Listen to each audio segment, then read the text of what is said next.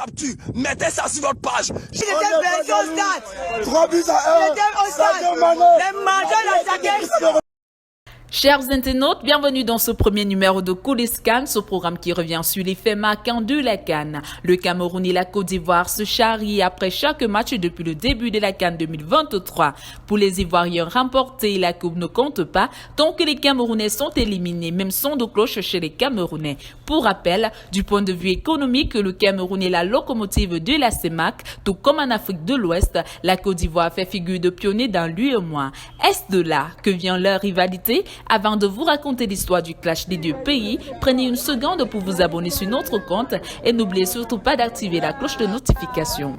Les citoyens des deux pays s'appellent depuis quelques années la belle famille. L'explication la plus plausible à trouver à ce surnom, c'est le fait que la plus grande star du football camerounais de ces 20 dernières années, Samuel Eto'o, a pris pour épouse une femme de nationalité ivoirienne. Le surnom s'est définitivement entré dans les habitudes lorsque, les mois durant, Ténor, une star du rap camerounais très célèbre en Côte d'Ivoire pour sa proximité avec le très populaire chanteur de coupé décalé de regrettée mémoire, Didier Arafat, a commencé à s'afficher avec la comédienne ivoirienne Eunice Zounon et que les deux dévoilent leur intention de se marier. Sur les réseaux sociaux et quelquefois dans la vie réelle, les relations entre les deux peuples ressemblent à des scènes de ménage où les conjoints se disputent publiquement sous les regards médusés de l'assistance mais gardent des liens soudés.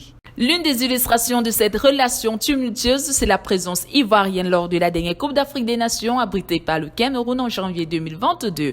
Les Lions indomptables doivent affronter les Comores, considérés comme les petits poussés des huitièmes de finale. Un scandale explose dont l'équipe du Cameroun, aucun cas de Covid n'est enregistré, alors qu'en face 12 tests sont revenus positifs, dont ceux des deux gardiens de but valides. Le troisième gardien étant blessé, les Comoriens sont obligés de faire jouer un défenseur dans les cages et vont s'incliner face aux pays organisateurs. Des influenceurs ivoiriens vont délier les langues sur les réseaux sociaux et oser soutenir des adversaires dont l'avalanche des critiques qui pleuvent. La belle famille n'apprécie pas le geste et les conséquences ne vont pas tarder.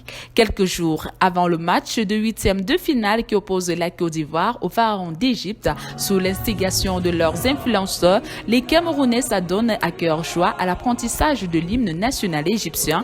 Les vidéos deviennent virales sur les réseaux sociaux. Le stade de Japoma bourdonne le 26 janvier lorsque Beladi Beladi, titre de l'hymne égyptien, est entonné. Le refrain est repris en chœur par des milliers de Camerounais qui vont encourager l'Égypte jusqu'à la fin du match que la belle famille perd au tir au but, synonyme d'élimination. Pour les Camerounais, les Ivoiriens ont mérité leur sort. Une femme doit respecter son mari. Si elle lève la tête, son mari doit la corriger. Ce dicton est devenu viral sur les réseaux sociaux camerounais après le match. La dernière guéguerre entre Ivoiriens et Camerounais lors de la dernière CAN avira une comparaison sur le niveau de développement des groupes spécialisés sur le clash entre Camerounais et Ivoiriens, puis sur les réseaux sociaux, chacun vantant les infrastructures de son pays et dénigrant celles des autres. C'est un reportage diffusé sur une télévision camerounaise montrant la capitale camerounaise envahie par la poussière à quelques jours du début de la CAN 2021 qui vaut au Cameroun le nom de Poussière et Gros.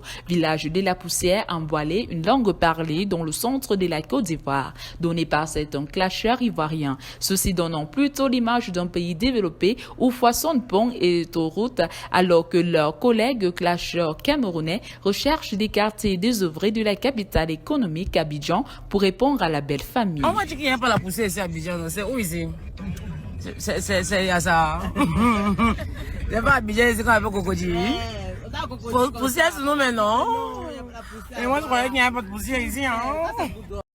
Hasard de l'histoire, près de Cameroun, c'est la belle famille qui accueille la compétition. La dernière pluie qui a inondé le stade est Bimpé, le plus grand du pays, et les moqueries camerounaises qui ont suivi a donné certainement l'avant-goût de ce que seront les clashs entre Camerounais et Ivoiriens lors de cette compétition. L'un des derniers clashs en date a été occasionné par la désignation de l'influenceuse camerounaise Diana Bouli par le comité d'organisation de la CAN ivoirienne comme ambassadrice de l'événement. Pourtant très bien accueillie en Côte d'Ivoire lorsque l'influenceuse qui totalise près de 6 millions de followers sur les réseaux sociaux, s'y est installée au premier trimestre 2023. Sa nomination a provoqué une levée de boucliers de la part des influenceurs ivoiriens.